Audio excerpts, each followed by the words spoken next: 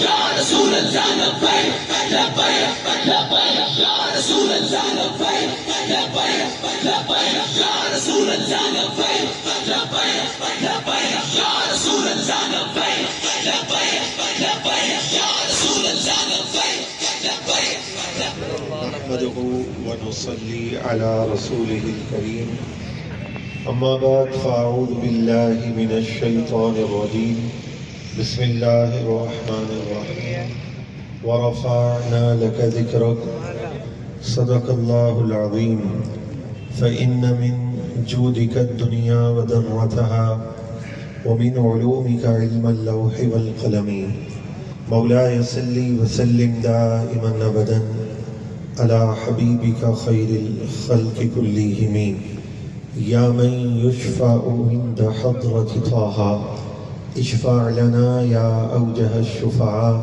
نظرت إلى بلاد الله جمعا كخردلة على حكم اتصالي استغفر الله العظيم الذي لا إله إلا هو الحي القيوم وأتوب إليه استغفر الله العظيم الذي لا إله إلا هو الحي القيوم وأتوب إليه استغفر الله العظيم الذي لا إله إلا هو الحي القيوم وأتوب إليه اللهم اغفر لي واغفر لي ولا تكلني إلى اختياري اللهم اغفر لي واغفر لي ولا تكلني إلى اختياري اللهم اغفر لي واغفر لي ولا تكلني إلى اختياري وصلى الله تعالى على خير خلقه محمد وآله وأصحابه أجمعين برحمتك يا أرحم الراحمين بحمد الله تعالى.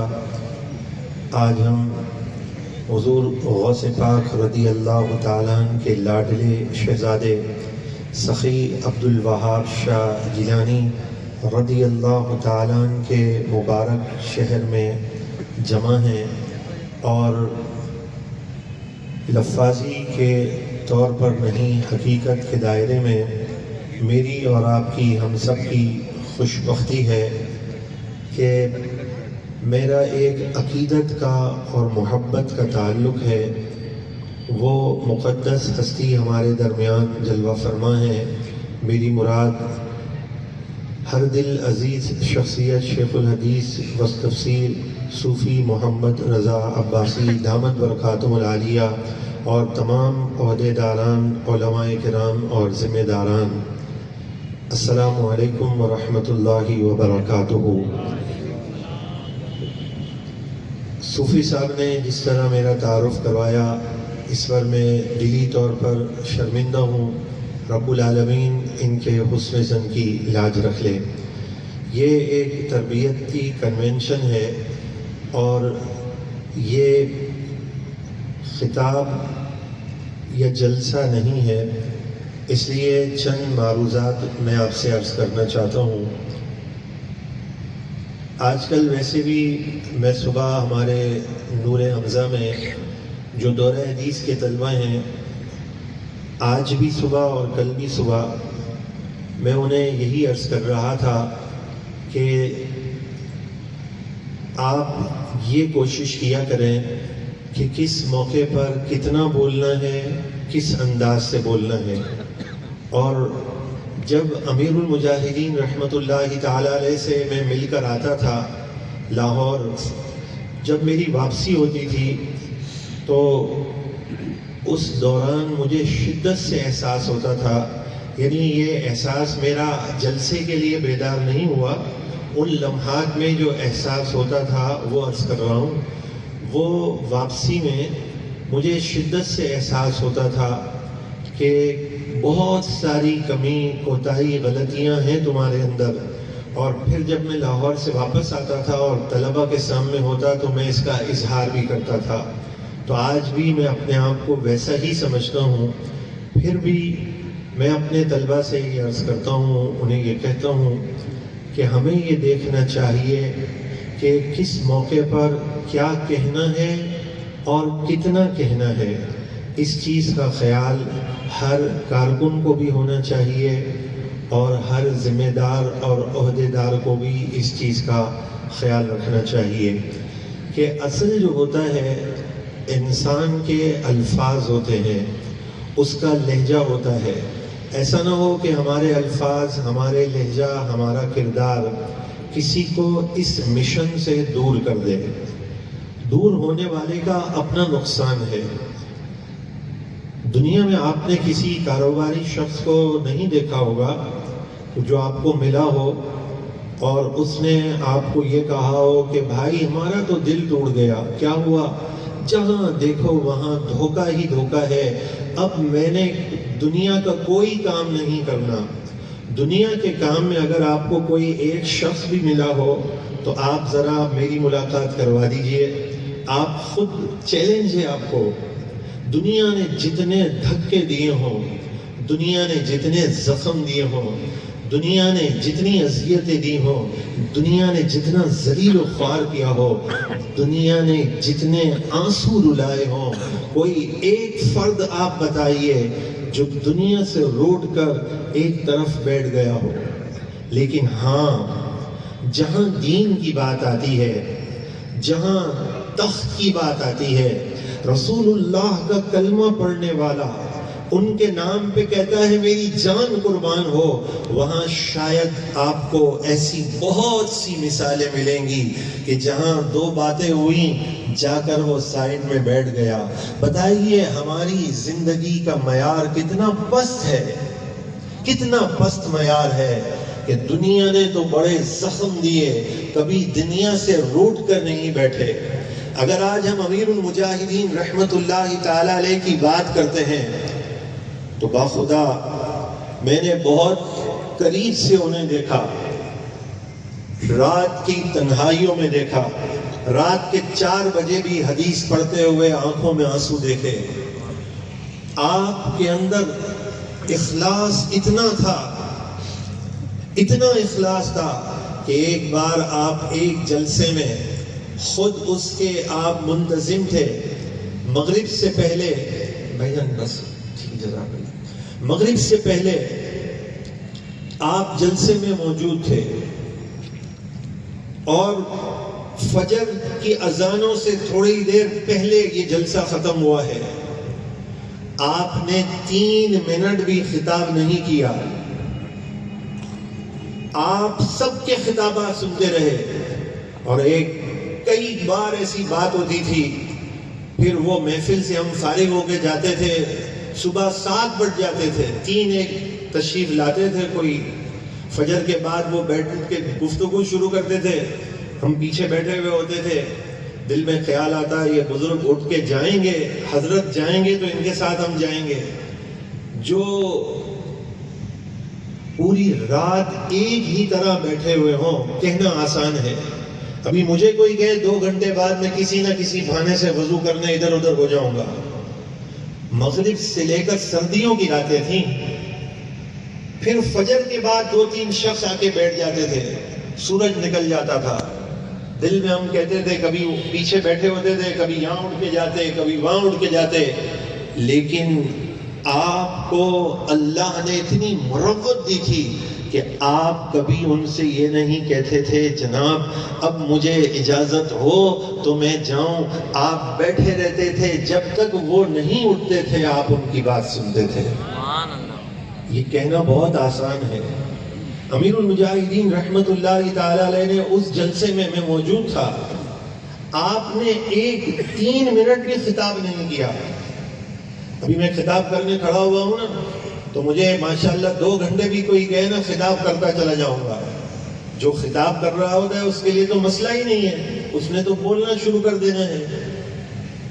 آپ نے 3 منٹ بھی خطاب نہیں کیا، اور پتہ ہے مجھے کیا کہتے ہیں جلسے کے بعد؟ کہتے ہیں مولانا جو نور حمزہ کے طلبہ ترانہ پڑھ رہے تھے اور سب لوگ کھڑے ہو گئے تھے اور رسول پاک کا نام جو بلند ہوا تھا نا، کہتے ہیں مولانا میرا دل کر رہا تھا میں اسی وقت دعا کر دوں اور جلسے کا اختتام کر دوں کہ میرا مقصد تو میرے محبوب کو راضی کرنا تھا، اور منظر ایسا تھا کہ ایسے لگ رہا تھا میرے محبوب راضی ہو رہے ہیں۔ اس مفہوم کی آپ نے بات کہی۔ میں نے ایک بار عرض کیا، میں نے کہا حضرت آپ یہ بتائیں کہ آپ امیر کب بنے، وہ کون سا دن تھا؟ تو آپ نے کہا بخدا مجھے یہ نہیں یاد میں امیر کب بنا۔ ان کا حافظہ کتنا ہے آپ سب کو پتہ ہے، کہتے ہیں مجھے نہیں یاد میں کب امیر بنا، اور اس کے بعد آپ نے کہا واللہ. واللہ کے معنی ہوتے ہیں خدا کی قسم. وہ سچا عاشق رسول جب واللہ کہہ رہا ہے، تکلف سے پاک تھے آپ. آپ نے کہا واللہ میرے دل میں بھی کبھی خواہش نہیں تھی کہ میں امیر بنوں. میں نے کہا حضرت جس دن آپ امیر بنے نا، وہ دن یوم سیدنا صدیق اکبر رضی اللہ تعالیٰ عنہ تھا. اور باخدا میں نے سیدنا صدیق اکبر رضی اللہ تعالیٰ عنہ کی سیرت میں سنا، اور زندگی میں سب سے پہلے سنا بھی استاد صاحب سے، اور زندگی میں وہ سنا بھی استاد صاحب سے، اور وہ دن بھی یوم سیدنا صدیق اکبر کا تھا. جب ہم پڑھ رہے تھے تو استاد صاحب نے اشارہ کر کے فرمایا ادھر آؤ، قریب آ جاؤ سارے. پھر ہم قریب ہوئے، پھر آپ نے سیدنا صدیق اکبر رضی اللہ تعالیٰ کی شان بیان کی. تو وہ میں وقت کبھی نہیں بھولتا. آج ہماری مسجد میں ہمارے سلیم بھائی آئے، کہنے لگے یوم سیدنا صدیق اکبر آ رہا ہے. میں نے کہا حضرت یہ اس مہینے نہیں، اگلے مہینے کی 22 تاریخ کو آ رہا ہے. تو وہ جو استاد صاحب سے ہم نے زندگی میں پہلی بار جو سنا تھا، تو آپ کا اخلاص کیا تھا کہ 3 منٹ بھی آپ نے تقریر نہیں کی، پوری رات لوگوں کی تقریر سنتے رہے. آپ کہتے ہیں واللہ میرے دل میں خواہش نہیں تھی میں امیر بنا دیا جاؤں. میری اور آپ کی حالت کیا ہے ہمیں غور کرنا چاہیے. آج کوئی ہمیں اسٹیج پہ بٹھائے، مجھے مرکزی انعام میں اعلیٰ بنا دیا، آج کوئی ہٹائے اور پھر میں اسی اخلاص کے ساتھ کھڑا ہوں، تو واقعی امیر المجاہدین کی تربیت ہے. اصل انسان کا پتہ چلتا ہے. صالحین نے فرمایا اگر کسی کو تم نے آزمانا ہے تو فرمایا تم اس کے خلاف بات کرو اور پھر کسی سے کہہ کے دیکھو کہ وہ فلاں شخص تمہارے خلاف بات کر رہا تھا. آج یہ پتہ چلے گا کہ دین کو تخت پہ لانے کا جو رات 1 بجے غلام غوث بغدادی نعرہ لگا رہا تھا، آج اس کو پتا چلا فلاں شخص اس کے خلاف بات کر رہا تھا، اس نے چڑھائی آستینیں اور کہا آج میں بتاؤں یہ حضرت صاحب کی کیا کیا خامیاں اور غلطیاں ہیں. تو تف ہے پھر ایسی زندگی پر کہ وہ دین کو تخت پہ کیا لائے گا جس نے اپنی ذات پر ہی دین نافذ نہیں کیا. سیدنا صدیق اکبر رضی اللہ تعالیٰ کے خلاف کسی نے بات کہی تو آپ نے ارشاد فرمایا بات یہ ہے کہ ابھی میرے عیوب اور نقائص تیرے سامنے کھلے ہی نہیں ہیں، کیا جواب آپ نے عمدہ دیا ہے. آج تو ہماری لڑائی کیا ہے؟ ہماری لڑائی فقط اپنی ذات اور اپنی عزت کی لڑائی ہے. بس میری عزت ہو تو سبحان اللہ بغدادی صاحب کے کیا اخلاق ہیں، اور میری عزت نہیں کی گئی تو انہیں قدر ہی نہیں ہے. اپنی ذات سے جس دن ہم باہر آ گئے اس دن ہم خود بخود کامیاب ہو جائیں گے. اللہ اکبر، اللہ اکبر، یا رسول اللہ صلی اللہ علیہ وسلم. حقیقت ہے یہ استاد صاحب کی نظر عنایت ہوگی. میں استاد صاحب سے عرض کرتا تھا وہ بڑے آدمی تھے، وہ سنتے ایسے تھے جیسے ہم نے کوئی بہت بڑا کمال کیا ہو. کمال تو شخصیت وہ تھی کہ اپنے برائے غیر جو ہے اش پکار اٹھے، اور تاریخ اسلام میں کبھی اتنے لوگ جمع نہیں ہوئے. کمال شخصیت تو یہی تھی. لیکن ان کی نظر عنایت سے میں اکثر حضرت سے عرض کرتا تھا، میں کہتا تھا حضرت جو میں نے اپنی زندگی میں جو اپنا خلاصہ سمجھا ہے وہ یہ ہے کہ آپ کسی کو دین سمجھائیں تو شاید بات سمجھ میں نہ آئے، اس کی ذات پہ بات آئے گی پورا دین سمجھ میں آ جائے گا. کیا مطلب ہے اس کا؟ آپ سمجھائیں بھائی کسی کو کہ دیکھو سیاسی شعور ضروری ہوتا ہے، حضور کی عزت و ناموس کے لیے سب کچھ قربان کرنا ضروری ہوتا ہے. آپ کسی کو سمجھائیں سمجھ میں آئے نہ آئے، اسے کوئی اور تقریر سمجھ میں آ جائے گی. اب اسی شخص کا کسی سے ذاتی جھگڑا ہو گیا نا، کاروباری جھگڑا ہو گیا، اور وہ سیاسی شعور سے دور ہے وہ پورا دین سمجھ جائے گا. وہ کہے گا صحیح کہتے تھے امیر المجاہدین, واقعی سیاسی شعور ضروری ہے. اسے راتوں رات یہ مسئلہ کیسے سمجھ میں آیا؟ اس کا ذاتی جھگڑا کسی سے ہو گیا, اس نے کہا یہ غلط ہے یہ صحیح ہے. اپنی ذات سے باہر آنا ہوگا, میں اپنی عزت کروانے سے باہر آنا ہوگا. مخلص وہ ہوتا ہے. امیر المجاہدین جب ہمیں پڑھاتے تھے پہلے سال تو آپ کے یہ الفاظ تھے, میں منو ان کوٹ کرتا ہوں. آپ نے ہمیں 3 پارے ابتدائی ترجمہ قرآن پاک کا پڑھایا. آج بھی اگر میں پڑھاتا ہوں تو میں اپنے ساتھیوں سے کہتا ہوں, میں تو آپ کو لفظ ٹو لفظ امیر المجاہدین نے جو ترجمہ کیا مجھے یاد ہے. میرا حافظہ اتنا نہیں ہے, لیکن وہ آپ کی تدریس کی برکت تھی. تو امیر المجاہدین کے لفظ ٹو لفظ جو آپ فرماتے تھے, آپ فرماتے تھے کہ اخلاص ایک ایسا ایٹم بم ہے کہ جس کے سامنے شیطان بھی شکست مان لیتا ہے. اخلاص کیا ہے؟ صالحین نے فرمایا اخلاص یہ ہے کہ جس کے سامنے تعریف اور مذمت دونوں برابر ہو. کیا مطلب؟ مطلب یہ ہے کہ ہم کہیں سبحان اللہ جناب ربانی صاحب آپ کو بہت مبارک ہو, ماشاءاللہ عبدالغلام قادر صاحب آپ کو بہت مبارک ہو. سارے نام پکار کر, یوسیوں کے نام پکار کر دونوں ہاتھ سے سب کو سلام کروں, یہ تعریف ہو گئی. اور خدا نہ خواستہ کنونشن کے بعد میں کہوں کہ بھائی آپ نے یہ غلطی ہو گئی, فلاں کام غلط ہو گیا, اور میں زوردار طریقے سے ڈانٹ دوں, تو جو مخلص ہوگا نا اس کے نزدیک تعریف سے بھی وہ خوش نہیں ہوگا اور مذمت سے بھی ناراض نہیں ہوگا. وہ کہے گا جو بیانیہ امیر المجاہدین نے دیا ہے, امیر المجاہدین بیانیہ دے کر گئے ہیں. یہ عمران خان دیگر لوگوں کے بیانیے روز بدل جاتے ہیں, لیکن امیر المجاہدین وہ چمکتا ہوا بیانیہ دے کر گئے ہیں جو تا صبح قیامت ہمارے لیے کام آئے گا. وہ بیانیہ کیا ہے؟ ہمارا بیانیہ وہ ہے جو امیر المجاہدین دے کر گئے. اور وہ بیانیہ کیا تھا؟ جب آپ کو گھسیٹا جا رہا تھا تو آپ نے یہ بیانیہ دیا تھا اور کہا تھا جن لوگوں کے لیے میں گھسیٹا جا رہا ہوں وہ آقا تو مجھے دیکھ رہے ہیں. کیا بات, کیا بات, کیا بات, کیا بات, کیا بات. اللہ اکبر. یہ بیانیہ امیر المجاہدین دے کر گئے ہیں. اگر کوئی شخص امیر المجاہدین سے محبت کرتا ہے, ان سے عقیدت رکھتا ہے, کہتا ہے میرے بابا جی میرے ہیں, بروز حشر میں ان کے ساتھ اٹھنا چاہتا ہوں, تو وہ چمکتا ہوا بیانیہ دے کر گئے ہیں.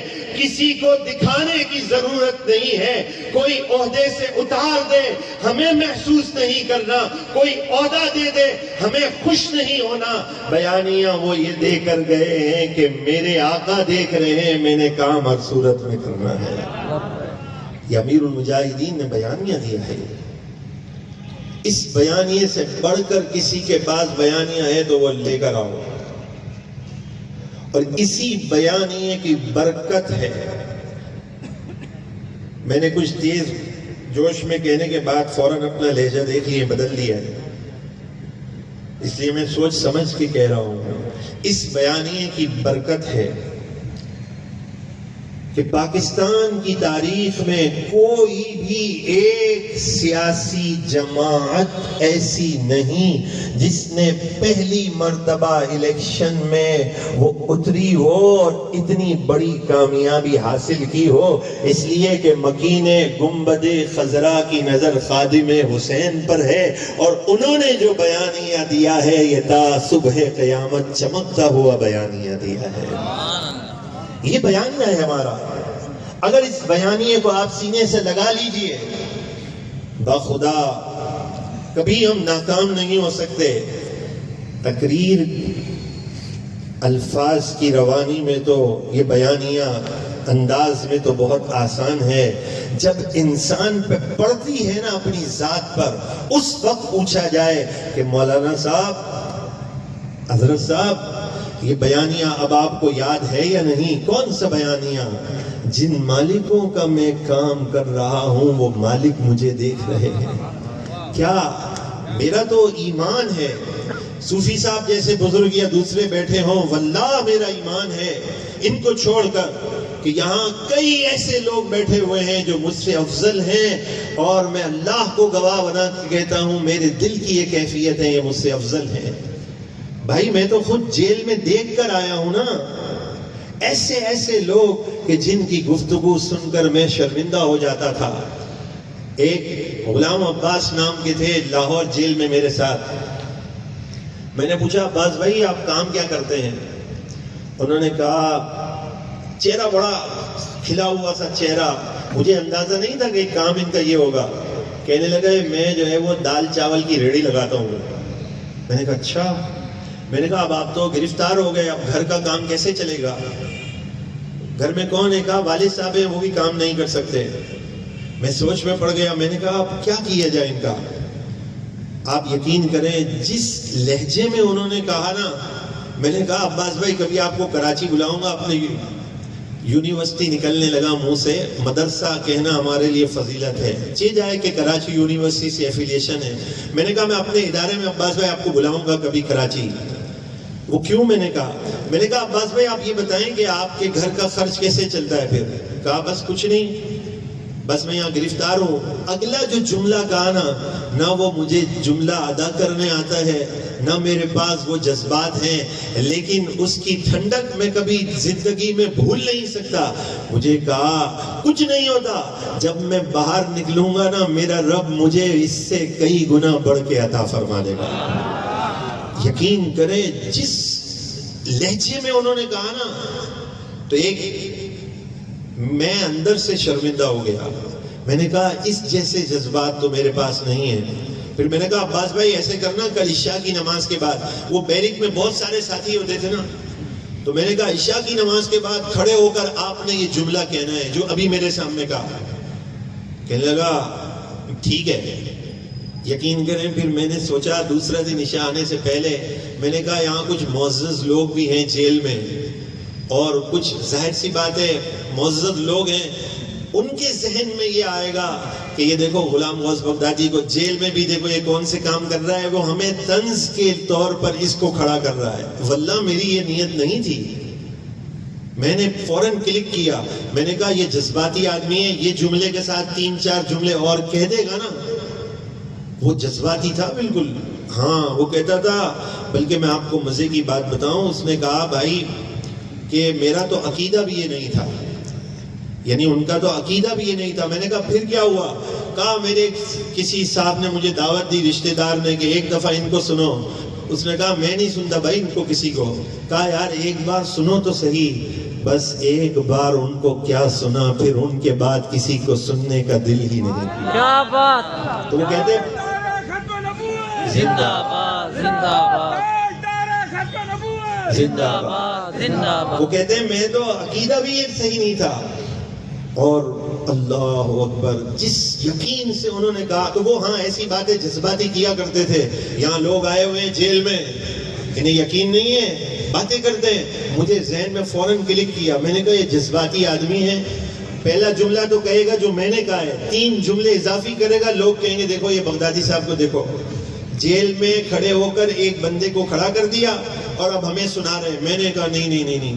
میں نے کہا عباس بھائی میں خود بتا دوں گا، آپ ناراض ہو. بولا نہیں میں تو ویسے بھی تقریر تھوڑی کر سکتا ہوں، آپ ہی سنا دینا. تو پھر میرے ذہن میں کلک کیا، ورنہ اس دور میں آپ کسی کو دل چیر کے تو نہیں بتا سکتے. وہ کہے گا ہاں بھائی مولانا صاحب ہیں بات کر رہے ہیں، پتہ نہیں اصل بات کیا ہوگی، فلاں ہوگا. تو مخلص جو ہے، مخلص اسلام کا کتنا پیارا اصول ہے، کتنا دین ہمارا پیارا ہے. دین اسلام نے ہمیں کیا حکم دیا؟ ایک مسلمان سے حسن ظن رکھو. حسن ظن کا ہمیں حکم دیا ہے. اور آج ہم ناکام ہیں، اس کا دوسرا سبب کیا ہے؟ ایک تو ہمارے اندر یقین اور اخلاص کی کمی ہے. دوسرا سبب یہ ہے کہ ہم فوراً بدگمان ہو جاتے ہیں. اسلام نے ہمیں حسن ظن کا حکم دیا ہے، حسن ظن کا. اور وہ تو میں ابھی بتاتا نہیں ہوں ملفوظات میں اعلیٰ حضرت نے کہاں تک لکھا ہے، اس نے زن کہاں تک رکھا جائے گا ایک مسلمان سے۔ تو آج ہم یقین کی نعمت اپنے اندر پیدا کریں، اخلاص کی نعمت پیدا کریں۔ امیر المجاہدین کا ایک بیانیہ یہ زندگی پر اپنے دل میں سما لیجئے گا کہ جن کے لیے میں گھسیٹا جا رہا ہوں وہ مالک تو مجھے دیکھ رہے ہیں نا، جن کے لیے میں ڈور ٹو ڈور جا رہا ہوں وہ مالک تو مجھے دیکھ رہے ہیں۔ مجھے عہدہ ملے تو بھی مرحبا، نہ ملے تو بھی مرحبا۔ میرے شیخ نے، استاد نے، امیر المجاہدین نے بیانیہ دیا ہے کہ جن مالکوں کا میں کام کر رہا ہوں وہ مالک دیکھ رہے ہیں، میں مطمئن ہوں۔ عہدہ لے لے تو بھی، دے دے تو بھی، عزت کریں تو بھی، میری عزت نہ ہو تو بھی، اس بارگاہ سے مجھے یقیناً عزت بھی ملے گی اور کرم کی خیرات بھی ملے گی۔ یہ جذباتی باتیں نہیں، آج کی اس محفل کا نچوڑ ہے۔ اگر اس چیز کو دل میں بسا کے چلے گئے تو واقعی ہمارا یہ تربیتی کنونشن ہے۔ اگر یہ بنیادی بات ہی ہم نہ سمجھ سکے تو یہ تربیتی کنونشن تو پھر شاید نہ ہوا۔ دوسری بات، یقین اپنے اندر پیدا کیجئے۔ میں آج شرمندگی سے یہ اعلان کرتا ہوں کہ امیر المجاہدین نے جس یقین سے 2018 میں محنت کی تھی، ہم جیسے نالائق اور نکمے لوگ انہیں ملے تھے جو ہم نے وہ محنت نہیں کی۔ آپ تو اس جذبے سے محنت کر رہے تھے، 17 گھنٹے آپ نے محنت کی، آپ کے پاؤں پہ ورم آ گئے، دن رات آپ نے ایک کر دیا، اور آپ اس یقین کے ساتھ کھڑے ہوئے تھے کہ آیا آیا دین آیا کا جو نعرہ لگایا تھا نا، تو آپ نے وہ 17 گھنٹے محنت کر کے بھی بتائی تھی۔ وہ تو ہم جیسے لوگ بے یقین انہیں ملے تھے جو ہم نے ساتھ نہیں دیا اور محنتیں نہیں کی، ورنہ اتنی دھاندلی کے باوجود اگر دونوں سیٹوں پہ ووٹ دیکھیں تو 45 لاکھ ووٹ ملا ہے۔ عالم کفر، یا اس کو رسمی جملے نہیں سمجھے، عالم کفر آج تک پریشان ہے۔ حضرت کے اندر جو یقین کی نعمت تھی، وہ یقین کیا تھا؟ وہ آپ صرف اعلیٰ حضرت کا شعر پڑھتے نہیں تھے، اس پہ یقین رکھتے تھے۔ وہ کون سا شعر تھا؟ میرے ساتھ مل کے پڑھیں۔ وہ شعر یہ ہے، کون دیتا ہے دینے کو منہ چاہیے، آواز بلند، کون دیتا ہے دینے کو منہ چاہیے، آواز بلند، کون دیتا ہے دینے کو منہ چاہیے، دینے والا ہے سچا ہمارا نبی۔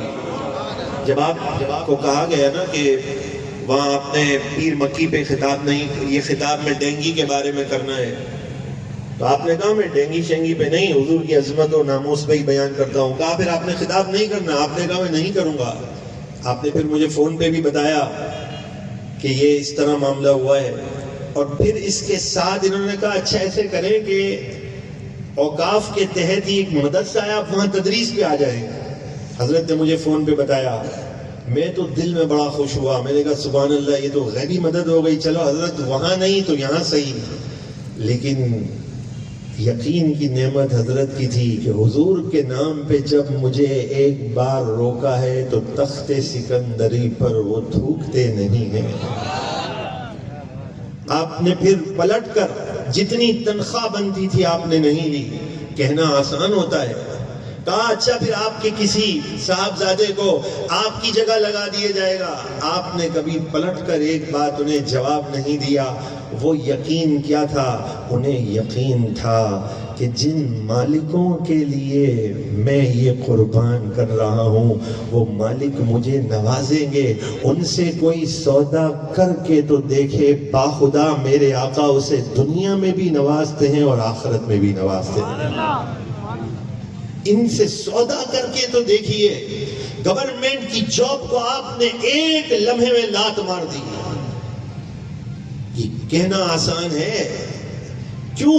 انہیں یقین تھا کہ جن کے لیے ساری کائنات بنائی گئی ہے، اگر ان کے نام پر میں یہ سودا کرتا ہوں تو وہ آقا مجھے خالی لوٹائیں گے۔ یہ یقین تھا۔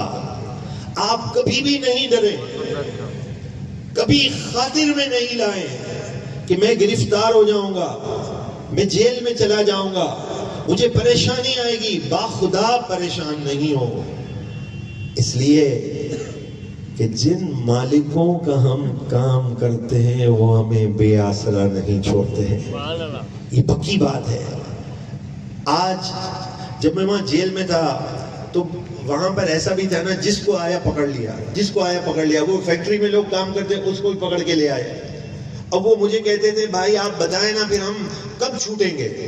میں نے کہا بھائی اگر مجھے یہ بتاؤ میں اپنی والدہ کو نہیں بتا دوں کب چھوٹیں گے. میں نے کہا بھائی دیکھو بات سنو، بہت سے ایسے لوگ بھی ہیں ہسپتالوں میں جو کروٹ بھی نہیں لے سکتے. شدید پیاس میں ایک گلاس پانی پینا بھی انہیں منع ہوتا ہے، اور وہ بڑی مشکل زندگی بسر کر رہے ہیں. یہاں تو آپ بیرک میں ٹہلتے ہو، کھاتے ہو، پیتے ہو، تو پھر آپ پریشان کیوں ہوتے ہو؟ ان کو میں یہ بتاتا تھا تو حقیقت یہی ہے. آج وہ لوگ پھر کیسے تھے؟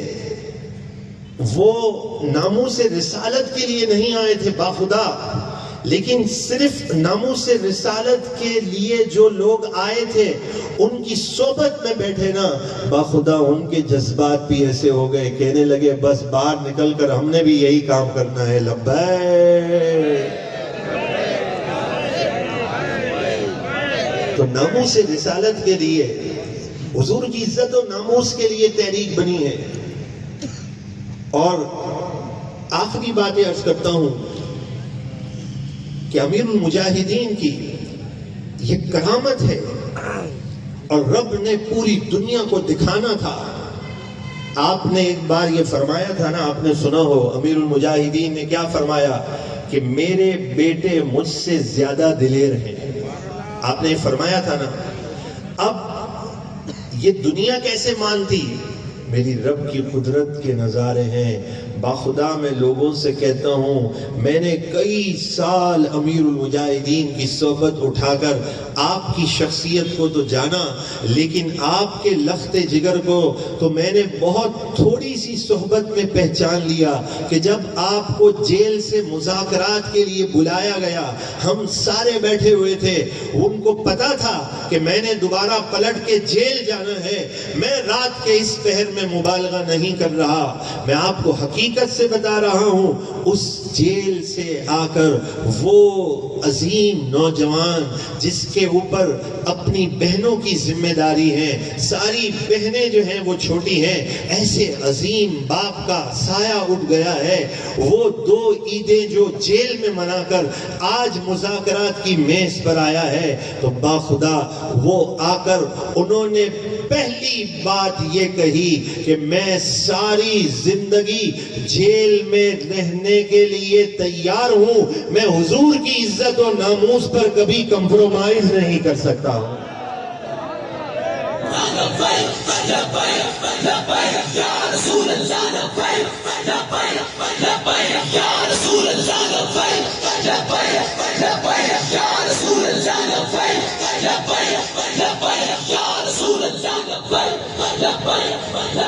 اپنے اندر احساس کمتری کو اٹھا کے پھینک دیجئے. احساس کمتری میں مبتلا قومیں کامیاب نہیں ہوتی. احساس کمتری اٹھا کر پھینک دیجئے.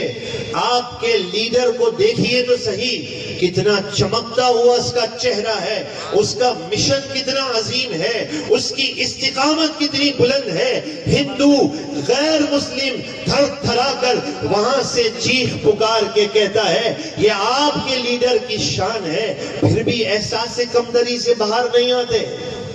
اور ہمارے جو تربیت کرنے والے حضرات ہیں وہ صحیح تربیت کر رہے ہیں، محسوس کرتے ہوئے کہ پھر بھی ہم یہ تربیت میں سن رہے ہیں. آپ واٹس ایپ کی طرف توجہ نہ کریں، کسی کی طرف توجہ نہ کریں، ان کو جواب نہ دیں.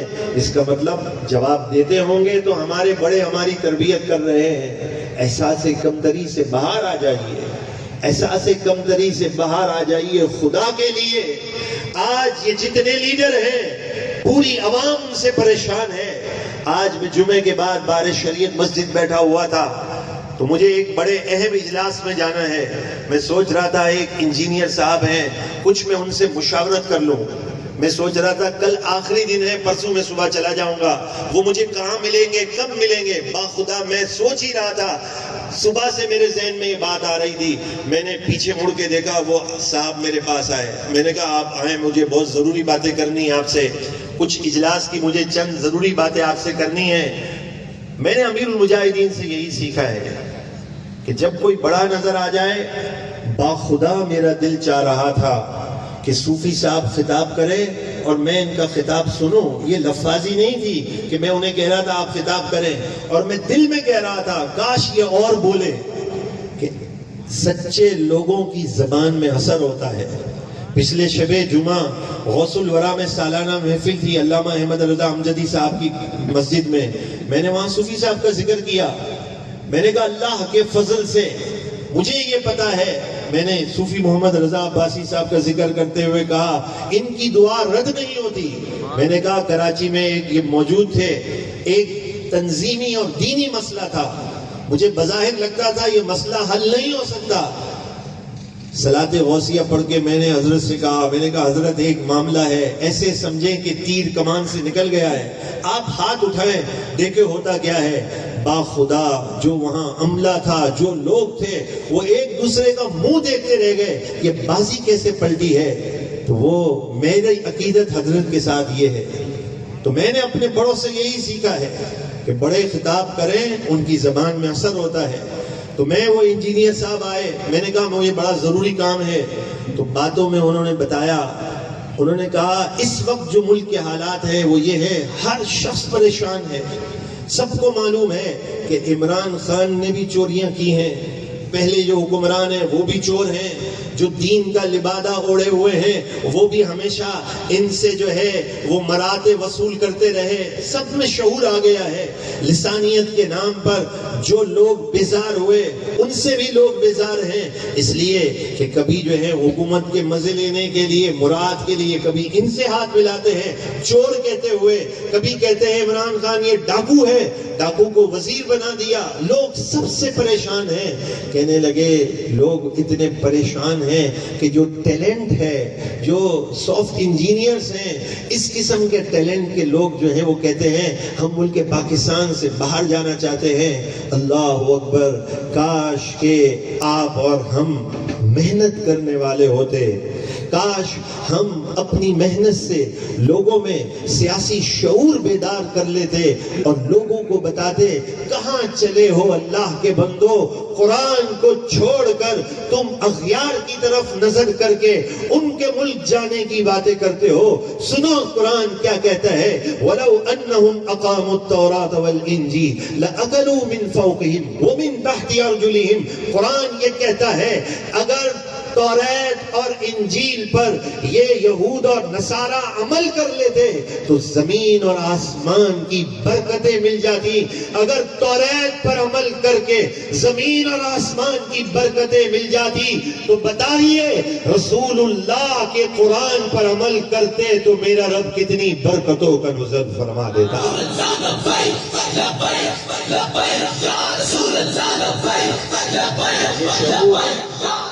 یہ شعور بیدار کرنے کی ضرورت ہے. کیوں ہمارا ٹیلنٹ باہر جا رہا ہے؟ شعور آپ نے اور میں نے لوگوں کو دینا ہے. کیا ہم خود اتنے بے شعور ہو جائیں گے کہ ہمیں نظم سمجھانا پڑے گا کہ بھائی آپ کا ضلع ہے، یہ ضلع کے امیر ہیں، یہ جسے مقرر کریں گے بہتری کے لیے کریں گے. کیا ابھی یہ ابتدائی اسٹیجز کی تربیت بھی باقی رہے گی تو دین کب تخت پہ آئے گا بھائی؟ خدا کے لیے امیر المجاہدین کے افکار جو آپ کا بیانیہ ہے مالک دیکھ رہے ہیں، جو آپ کا بیانیہ ہے ان سے سودا کر کے تو دیکھو میرے آقا دنیا آخرت میں نواز دیں گے. جو آپ کا بیانیہ ہے یقین پیدا تو کرو سب کچھ مل جائے گا. جو آپ کا عمل اور بیانیہ ہے اپنے اندر اخلاص تو پیدا کرو.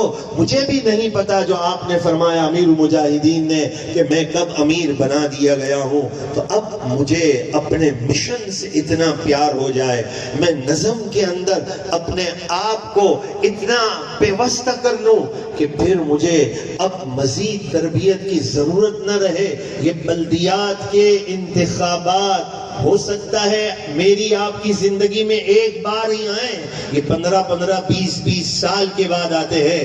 جو بلدیات جیتتا ہے وہ پھر الیکشن جیتتا ہے. بلدیات کے ذریعے آپ خدمت کر سکتے ہیں. بلدیات میں آپ کامیاب ہوں, آپ کی دھاک بیٹھ جائے گی.